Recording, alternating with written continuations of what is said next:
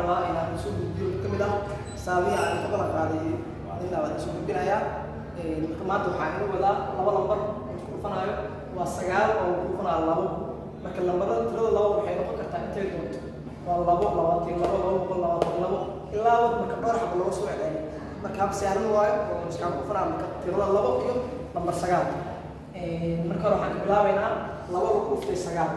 dhuftay 9 saadugna laba lagu dhuftay 9 waa 18 waxaan qornaysaa 18 ayaa marka hore qoranaynaa kadib badan waxaan leenahay 22 lagu dhuftay 9 labadan waa saagtayna labadan waxaan ku dhufnaa 9 labadii 9 lagu dhuftay 18 marka waxaan qornaynaa 18 halkii 8 marka waxoogaa waa kan dheereynaa okay kadib waxaa ii soo hal laba ayaa ii soortay labadan ii soortay waxaan u qaadanayaa lambar 9 oo waxaan ka dhigayaa 9 intaan gelinayaa qaybta kale imo waa 222 lagu dhuftay 9 labadan kaliya ayaa waxaan ku dhufnaa 9 kan waa 18 halkii 8 kan waa kala qaadaynaa marka hal iyo 8 kan waan kala qaadaynaa kadib labadan kale waan isaga tagaynaa oo labadan soo hartaan xisaabtayna laba xabaa noo soo hartay labada soo hartay waxaan u qaadaynaa marka 9 marka inta waxaan ku qoraynaa 2 9 midda kale afraad imo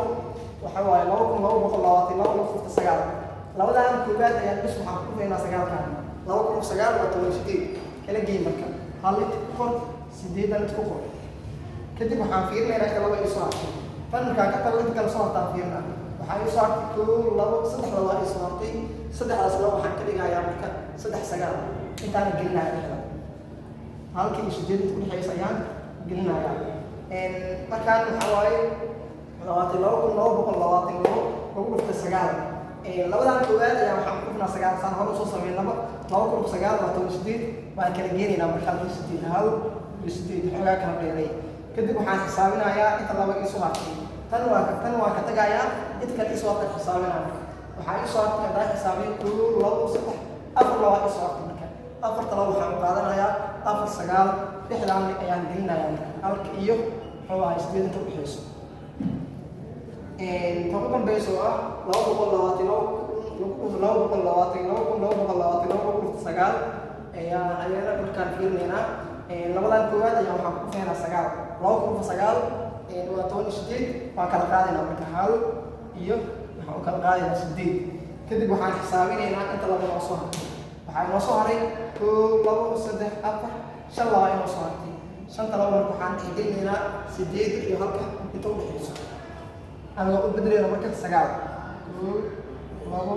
3 4 5 intaas ayaa soo dhexayso